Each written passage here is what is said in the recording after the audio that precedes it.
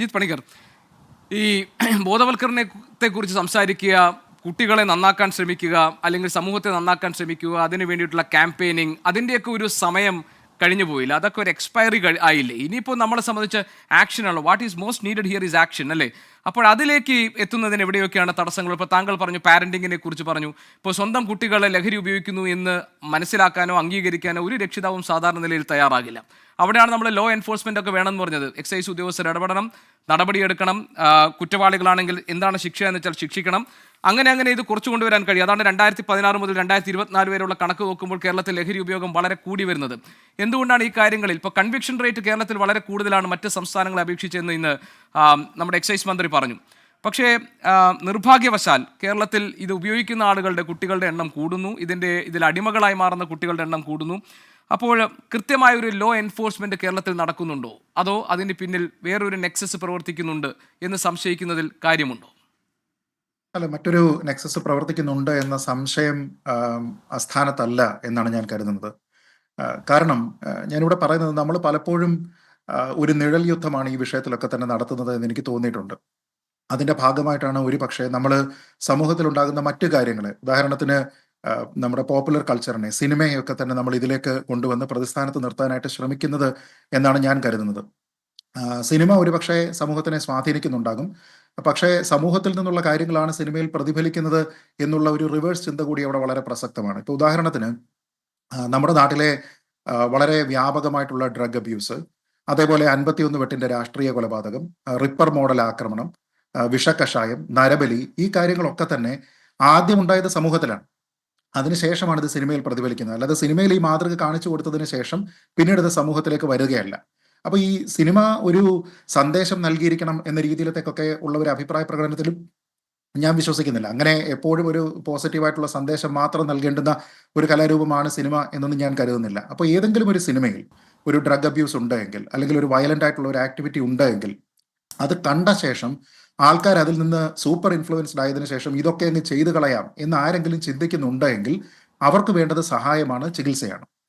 അത്തരമുള്ള ആൾക്കാർ ഈ സിനിമ കണ്ടില്ല എങ്കിലും ഈ പ്രവണതയിലേക്ക് പോകും. അല്ലാതെ ഇപ്പൊ നമ്മുടെ നാട്ടിൽ ഈ വയലന്റ് ആയിട്ടുള്ള ക്രൈം ചെയ്യുന്ന ആൾക്കാരെല്ലാവരും തന്നെ സിനിമയാൽ ഇൻഫ്ലുവൻസ്ഡ് ആയിരിക്കുന്ന ആൾക്കാരാണ് എന്ന് ഞാൻ കരുതുന്നില്ല. ഇപ്പൊ അല്പം മുമ്പ് ഇതിൽ പറഞ്ഞതുപോലെ, കിരീടം എന്ന സിനിമ കണ്ടതിന് ശേഷം തെരുവ് ഗുണ്ടയെ തല്ലിയേക്കാം എന്ന് ചിന്തിച്ച ആൾക്കാരുണ്ടോ?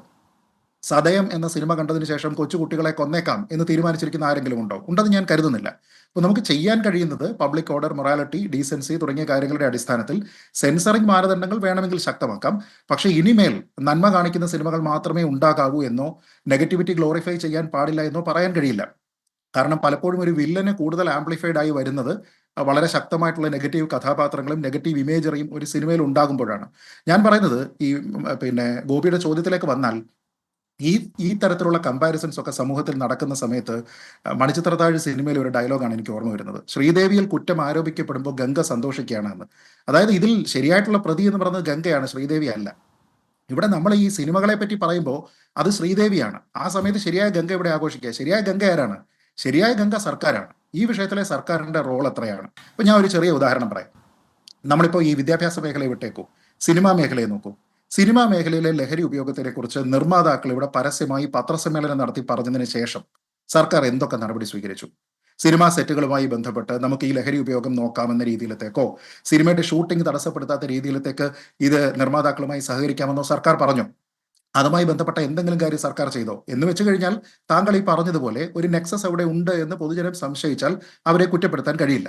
ഇപ്പൊ കേരളത്തിൽ തന്നെ രജിസ്റ്റർ ചെയ്യപ്പെട്ടിരിക്കുന്ന ആദ്യത്തെ കൊക്കൈൻ യൂസ് കേസ് എന്ന രീതിയിലത്തേക്ക് നമ്മൾ അറിയപ്പെട്ടിരുന്ന 2018 ഒക്ടോബറിലെ ഒരു കേസാണ്. സിനിമക്കാർ ഉൾപ്പെട്ടിരുന്ന കേസ്. അന്ന് പറയപ്പെട്ടിരുന്ന എന്താണ്? നമ്മൾ കേട്ടിരുന്ന എന്താണ്? കൊക്കൈനൊക്കെ പിടിച്ചെടുത്തു, അവിടെ ഫ്ലാറ്റ് കേന്ദ്രീകരിച്ച് വലിയ പാർട്ടി നടക്കുകയാണ് എന്നൊക്കെ പറയുന്നു. 7 വർഷം കഴിയുമ്പോഴേക്കോ ആ കേസിൽ ആരും ശിക്ഷിക്കപ്പെടുന്നില്ല, എല്ലാവരും സ്വതന്ത്രരായിട്ട് പോകുന്ന ഒരു സാഹചര്യം ഉണ്ടാകുന്നു. അപ്പൊ ഇതിൽ പ്രോസിക്യൂഷൻ പരാജയപ്പെട്ടോ? അന്വേഷണ ഉദ്യോഗസ്ഥർ പരാജയപ്പെട്ടോ? ഇപ്പൊ നമ്മുടെ കായംകുളം MLA ശ്രീമതി യു പ്രതിഭ, അവരുടെ മകൻ ഉൾപ്പെട്ട ഒരു കേസ്, ആ കേസുമായി ബന്ധപ്പെട്ട് നമ്മൾ ആദ്യം കേട്ടിരുന്നത് എന്താണ്? അതിന്റെ ആ പ്രഥമ വിവര റിപ്പോർട്ടിൽ പറഞ്ഞിരുന്നത് എന്താണ്? ഇന്ന് നമ്മൾ കേൾക്കുന്നത് എന്താണ്? കൃത്യസമയത്ത് വൈദ്യപരിശോധന നടത്തിയില്ല. അതിന്റെ അന്വേഷണ ഉദ്യോഗസ്ഥൻ ഉടനെ തന്നെ അവിടെ നിന്ന് റിട്ടയർ ആവാനായിട്ട് അദ്ദേഹം 3 മാസമോ മറ്റോ മാത്രം ബാക്കിയുള്ള സമയത്ത് അദ്ദേഹം അവിടെ നിന്ന് ട്രാൻസ്ഫർ ചെയ്യപ്പെടുന്നു. ഇതൊക്കെ സമൂഹത്തിന് നൽകുന്ന സന്ദേശം എന്താണ്? ഞാൻ ചോദിക്കുന്നത്, ഇവിടെ ഒരു കേസ് അങ്ങോട്ട് വരുന്നു, അത് പോലീസ് ആയിക്കോട്ടെ എക്സൈസ് ആയിക്കോട്ടെ, ആ അന്വേഷണം അങ്ങോട്ട് പോവുകയും അത് വളരെ ശ്രദ്ധേയമായ രീതിയിൽ വലിയ മാധ്യമ ശ്രദ്ധയോടുകൂടി മുന്നോട്ട് പോവുകയും ചെയ്യുന്ന സമയത്ത് പെട്ടെന്ന് സഡൻ ബ്രേക്ക് ഇട്ടതുപോലെ ഈ ഉദ്യോഗസ്ഥരെ മാറ്റുക എന്നത് സിനിമയിൽ മാത്രം നമ്മൾ കാണുന്ന കാര്യമല്ല. അത് സമൂഹത്തിൽ നടക്കുന്നത് കൊണ്ടാണ് അത് സിനിമയിൽ അഡാപ്റ്റ് ചെയ്യപ്പെടുന്നത്. അപ്പൊ ഞാൻ പറയുന്നത്, ഇങ്ങനെയുള്ള പ്രവണതകൾ ഇവിടെ ചോദ്യം ചെയ്യപ്പെടണം. എന്തുകൊണ്ടാണ് ഈ ഉദ്യോഗസ്ഥരെ മാറ്റിയിരിക്കുന്നത്? അപ്പോൾ അത് പറയുന്നതാണ്, ഈ ട്രാൻസ്ഫർ ലിസ്റ്റ് നേരത്തെ തന്നെ ഉണ്ടാക്കിയതാണ്. എങ്കിൽ ശരി, ആ 3 മാസം കൂടിയല്ലേ ആ ഉദ്യോഗസ്ഥൻ ഉണ്ടായിരുന്നുള്ളൂ, എങ്കിൽ അദ്ദേഹത്തിന്റെ സ്ഥലത്തേക്കാണോ മാറ്റിയിരിക്കുന്നത്? അല്ല, മറ്റു ചില മാനദണ്ഡങ്ങളാണ്. അപ്പോൾ ഇത് ജസ്റ്റിഫൈ ചെയ്യാനായിട്ട് സംവിധാനത്തിന് കഴിയുന്നില്ല. നമ്മൾ എപ്പോഴും പറയുന്ന ഒരു ലീഗൽ മാക്സിം ഉണ്ട്, നീതി എന്നത് നടപ്പാക്കിയാൽ പോരാ, അത് നടപ്പാക്കി എന്ന് പൊതുസമൂഹത്തിന് ബോധ്യമാവുക കൂടി വേണമെന്ന്. ഈ രണ്ടാമത്തെ ഭാഗം ഇവിടെ നടക്കുന്നില്ല, ആദ്യത്തേത് ശരിയായാൽ പോലും.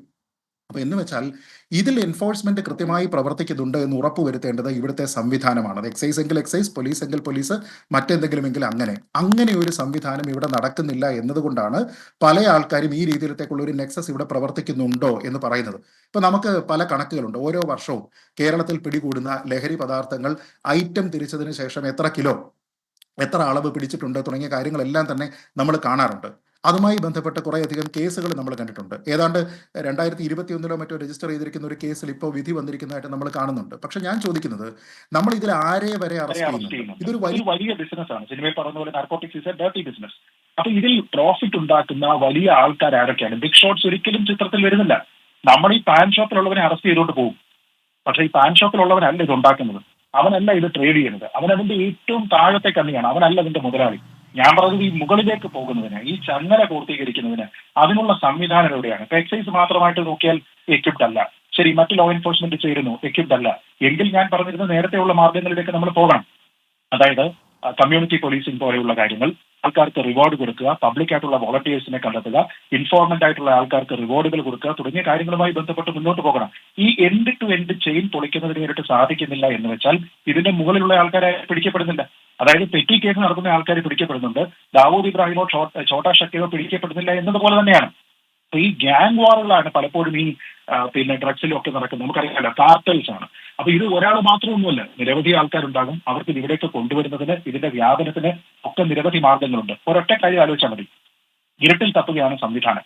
എൻഫോഴ്സ്മെന്റ് ഉൾപ്പെടെ, സർക്കാർ ഉൾപ്പെടെ ഇതിൽ ഇരുട്ടിൽ തപ്പുകയാണ്. പക്ഷേ ആവശ്യക്കാരന്, അത് സ്കൂളിൽ പഠിക്കുന്ന ഒരു ചെറിയ കുട്ടിയാണെങ്കിലും, IT സെക്ടറിൽ വർക്ക് ചെയ്യുന്ന ആളാണെങ്കിലും, സിനിമാ മേഖലയിൽ വർക്ക് ചെയ്യുന്ന ആളാണെങ്കിലും, കിട്ടേണ്ടവന് ഇത് കിട്ടുന്നുണ്ട് എന്ന് വെച്ച് കഴിഞ്ഞാൽ അതിന്റെ ചങ്ങല എവിടെ നിന്നാണ് പൂർത്തീകരിക്കേണ്ടതെന്നും ഏത് കണ്ണിയിലേക്കാണ് എത്തേണ്ടത് എന്നും ഒരു സ്കൂളിലുള്ള കുട്ടിയെ തന്നെ ഒന്നുകിൽ കുട്ടിയെ തേടിയെത്തുന്നു, അല്ലെങ്കിൽ കുട്ടി അങ്ങോട്ട് ചെന്നെത്തുന്നു.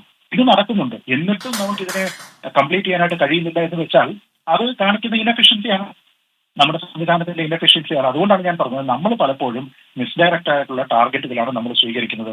2012 2010 തുടങ്ങിയിരിക്കുന്ന അതേ മോഡലായിട്ടുള്ള പിന്നെ മാർഗങ്ങൾ നമുക്കിപ്പോൾ സഞ്ജു സാംസനെ കൊണ്ട് നിർത്തിയിട്ട്, അല്ലെങ്കിൽ ടോവിനോ തോമസിനെ കൊണ്ട് നിർത്തിയിട്ട് ഒരു പ്രതിജ്ഞ ചെയ്താൽ കഴിഞ്ഞു എന്നാണ് നമ്മൾ കരുതുന്നത്. അവിടെ അത് കഴിയുന്നില്ല. അതിലെ ഒരു കാര്യം മാത്രമാണ് എന്നതാണ് നമ്മൾ മനസ്സിലാക്കേണ്ടത്. അതുകൊണ്ട് തന്നെയാണ് ഇതിന് സവിശേഷ ശ്രദ്ധ. കുട്ടികളുടെ ബിഹേവിയർ പാറ്റേൺ എങ്ങനെ മാറുന്നു, ഇതുമായി ബന്ധപ്പെട്ട് പേരൻസിന് അവയർനെസ് ഉണ്ടാകണം.